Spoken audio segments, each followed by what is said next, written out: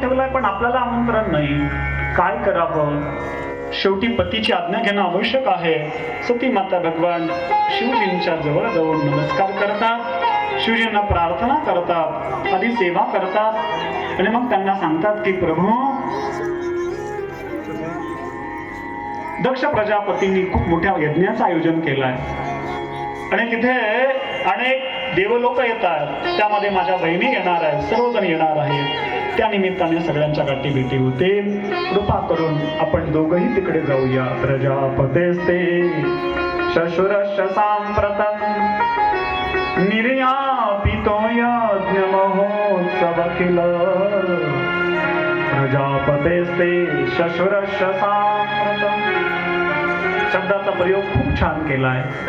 प्रजापती दक्षांनी आपल्या सासऱ्यांनी यज्ञाचं आयोजन केलंय आणि त्या यज्ञात आपण जाणं आवश्यक आहे. भगवान शंकर म्हणाले जायला अडचण नाही, पण आमंत्रण आहे का? म्हणे नाही. मग भगवान म्हणतात वेडे, आमंत्रणाशिवाय जाता येत नाही. जिस घर पे आदर मान नहीं, उस घर पे जाना नहीं. ज्या घरी तुमचा आदर मान होत नसेल त्या घरात जाऊ नये. म्हणजे माझ्या वडिलांच्या घरी आदर का नाही होणार? भगवान म्हणाले वेडे, असं असं झालं होतं. मग काल घडलेला इतिहास सांगितला. तुझे वडील माझा द्वेष करतात, त्यामुळे त्यांनी यज्ञ ठेवलाय. तिथं गेलं तर अपमान होईल, म्हणून जाऊ नये. कुठे जाऊ नये? आवतही हरसे नाही, नैनन नाही स्नेह, तुलसी तहा न जाए, चाहे कंचन बरेसे. जिथे गेल्यानंतर त्या लोकांना आनंद होत नसेल, हर्षित होत नसतील, कानडोळा मोडत असतील, त्या घरी जाऊ नये. सती, आपला अपमान होईल आणि माझा अपमान मला सहन होतो, पण तुला सहन नाही होणार, म्हणून जाऊ नये. शेवटी सती मातेने प्रार्थना केली आणि मग भगवान, तुम्हाला यायचं नसेल तर तुम्ही येऊ नका, पण मी जाते. आणि भगवंताची आज्ञा नसताना सुद्धा सती माता आपल्या माहेरी म्हणजे दक्ष प्रजापतीच्या यज्ञासाठी निघाल्या. पिता भवन जब गई भवानी. पिता भवन, जेव्हा वडिलांच्या घरी सती माता गेल्या, अनेक लोक समोर आले पण सत्कार कोणी नाही केला. पण माता प्रसूतीने पाहिलं आपली मुलगी सती येते, त्यांना आनंद झाला, धावत गेल्या आणि आलिंगन दिलं. सीता भवन जब गई भवानी, हो दक्ष गाओ गाओ नाचन माने. राम सिया राम, सिया राम जय जय राम. एक पुढची द्या. राम सिया राम, सिया राम जय जय राम. सादर भलाई मिली माता, भगिनी मिली बहुत मुस्काता. राम सिया राम, सिया राम जय जय राम. राम सिया राम, सिया राम जय जय राम. मंगल भवन अमंगलहारी,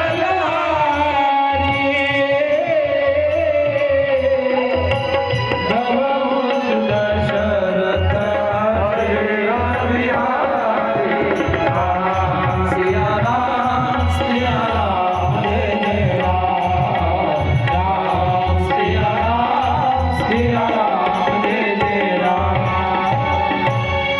सती मातेचं स्वागत कोणी केलं नाही, पण जेव्हा प्रसूतीने पाहिलं, धावत गेल्या, आलिंगन दिलं, सतीला कुरवाळलं, ये बाळा म्हणून आत बोलवलं, आणून घरामध्ये सुंदर अशा ठिकाणी सतीला बसवलं. आलीच, बरं झालं, मला विश्वास होता तू येणार, माझी सती नक्की येणार. बरं झालं बाळा, अगं सगळ्या विश्वातली लोक आली आहेत, पण तू आली नसल्यामुळे मला समाधान वाटत नव्हतं. बरं झालं आलीयस. आईने स्वागत केलं, पण बहिणी हसू लागल्या. भगिनी मिली बहुत मुस्काता, साथ बिरादर भलही मिली एक माता. आई आई आहे महाराज. दक्षाने प्रसूतीलाही सांगितलं होतं, खबरदार सतीला बोलशील तर. पण आईचं अंतकरण आहे, काही केलं तर राहत नाही, की बोलते, स्वागत करते, बसायला आसन देते. सती सगळ्या यज्ञामध्ये निरीक्षण करते सती. आणि यज्ञामध्ये सती जेव्हा निरीक्षण करायला लागते तेव्हा सतीच्या लक्षात येतं की संपूर्ण यज्ञामध्ये सगळ्या देवतांना स्थान आहे, त्यांना मान आहे, पण भगवान शंकरांना मात्र कुठे स्थान नाही आहे. हा शिवजींचा अपमान सतीच्या लक्षात आला. एवढ्यामध्ये समोर दक्ष प्रजापती आले. दक्ष प्रजापतीला समोर पाहून सती माता जास्तच भडकल्या. दक्षाने मान केला नाही, याचं वाईट वाटलं नव्हतं, पण आपल्या पतीला अपमानित केलं याचं वाईट वाटलं. आणि सती माता दक्षाकडे हात करून बोलायला लागला, हे दक्ष, हो आपल्याला पिता म्हणायची मला लाज वाटते आहे. आशुतोष असणाऱ्या माझ्या भगवान शंकराचा तुम्ही द्वेष करता, माझ्या प्रभूंना अपमानित करता. ज्यांच्याशिवाय यज्ञ पूर्ण होत नाही त्यांना यज्ञामध्ये आमंत्रण नाही. माझा अपमान केलेला चालतो, पण मला माझ्या पतीचा अपमान केलेला चालत नाही. ज्याला कोणाचा आश्रय नाही